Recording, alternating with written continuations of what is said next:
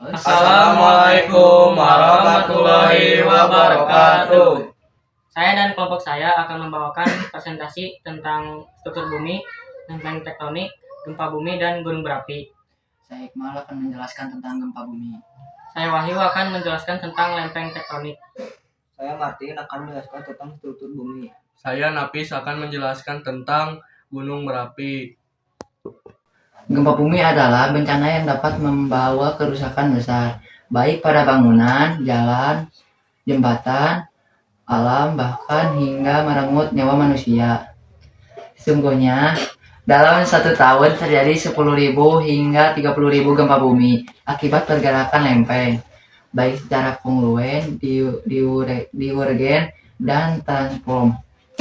Jenis-jenis gempa bumi ada banyak, seperti gempa tektonik, vulkanik, keruntuhan, tumbuhan, buatan, seismik. Alat-alat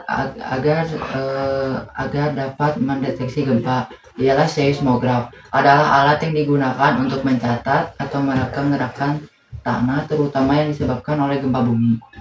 Jenis-jenis kekuatan gempa ada magnitudo 8, 7 sampai 7,9, 6 sampai 6,9, 5 sampai 5,9, 4 sampai 4,9, 3 sampai 9. Yang sangat besar ialah kategori gempa yang angka 8, yang besar ada kategori 7 sampai 7,9, dan yang kuat ada kategori 6 sampai 6,9. Yang sedang ada kategori 5 sampai 5,9, yang ringan ada kategori 4 sampai 4,9, yang minor ada 3 sampai 3,9. Bencana yang dapat terjadi setelah gempa ialah gempa susulan dan tsunami. Tsunami dapat terjadi saat epicentrum gempa terletak di dasar laut sehingga menyebabkan gelombang besar. Pengertian lempeng tektonik adalah bagian terluar bumi yang padat dan kaku, atau yang sering disebut litosfer, yang pecah menjadi beberapa bagian atau lempeng. Lempeng-lempeng ini tidak diam, melainkan bergerak secara relatif satu sama lain di atas lapisan astronosfer yang lebih lunak dan plastis. Pergerakan inilah yang menyebabkan berbagai fenomena geologis di permukaan bumi. Selain berdasarkan ukuran, lempeng tektonik juga dapat dibedakan menjadi lempeng samudra, lempeng benua, lempeng campuran, dan lempeng yang terdiri dari kerak samudra dan kerak benua. Jenis-jenis lempeng tektonik. Lempeng tektonik dapat diklasifikasikan berdasarkan ukurannya menjadi lempeng mayor atau besar, lempeng-lempeng utama yang meliputi area luas di permukaan bumi, lempeng minor atau kecil, lempeng-lempeng yang berkurang lebih kecil. Lempeng tektonik dan pergerakannya. Yang pertama yaitu pergerakan divergen. Terjadi ketika dua lempeng bergerak saling menjauh. Yang kedua, pergerakan konvergen. Terjadi ketika dua lempeng bergerak saling mendekati dan bertumbukan. Ada 3 jenis tumbukan konvergen. Yang pertama itu tumbukan antara lempeng samudra dan benua. Yang kedua antara samudra dan samudra. Yang ketiga adalah antara benua dan benua. Dan yang terakhir itu pergerakan transform. Terjadi ketika dua lempeng bergerak saling bergesekan secara mendatar. Contoh lokasi pergerakan divergen yaitu retakan Afrika Timur. Contoh lokasi pergerakan konvergen yaitu adalah tumbukan lempeng di Eurasia dan Hindia. Dan contoh lokasi transform yaitu di sesar San Andreas. Struktur bumi ada 5 bagian, yaitu karakteristik, lapisan penyusun bumi, kerak bumi, mantel bumi, inti luar, dan inti dalam bumi. Karakteristik lapisan penyusun bumi adalah yang paling tipis. Pada lapisan inilah kita tinggal berserta keluarga dan lingkungan hidup di sekitar kita.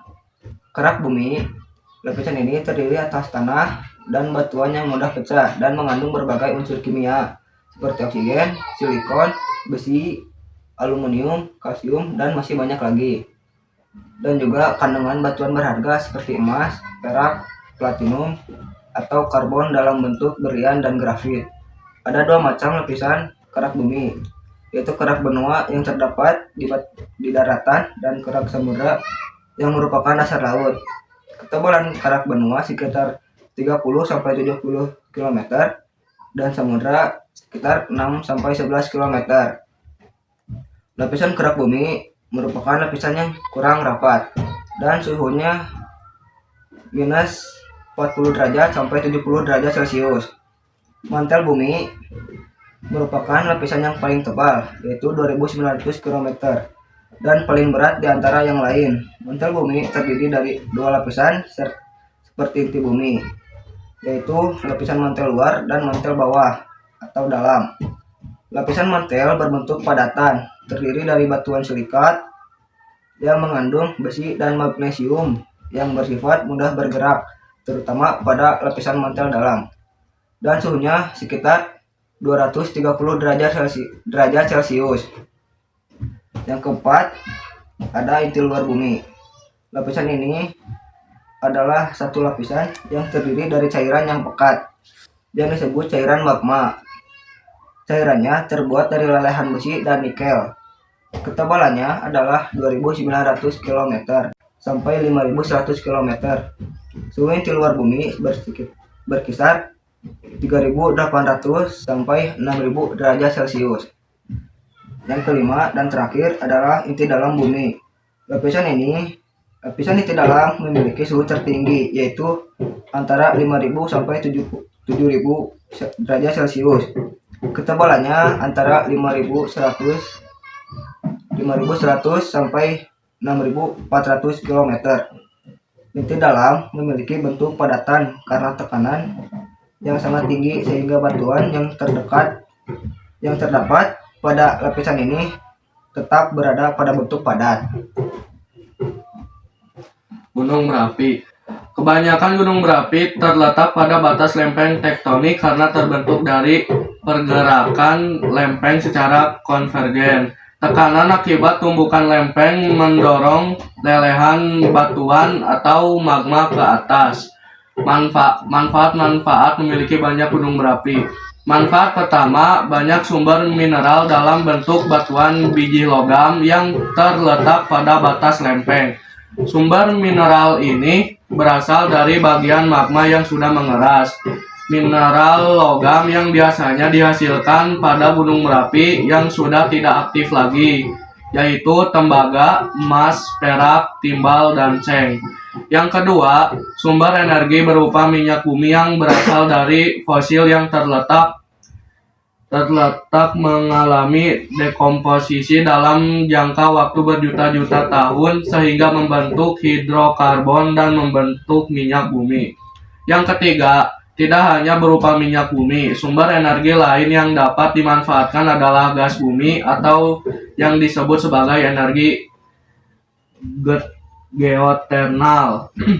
Bentuk energi ini dapat menjadi alternatif sumber energi karena kandungan energi minyak bumi di negara kita sudah menipis. Materi yang dikeluarkan oleh Gunung Merapi termasuk debu vulkanik akan terdekomposisi dan mengalami perubahan sehingga lama-kelamaan membentuk tanah yang paling subur di bumi ini. Gunung Merapi juga dapat menyuguhkan keindahan alam sebagai salah satu daya tarik pariwisata di suatu daerah. Sekian dari kelompok kami. Mohon maaf apabila ada salah kata. Wassalamualaikum warahmatullahi wabarakatuh.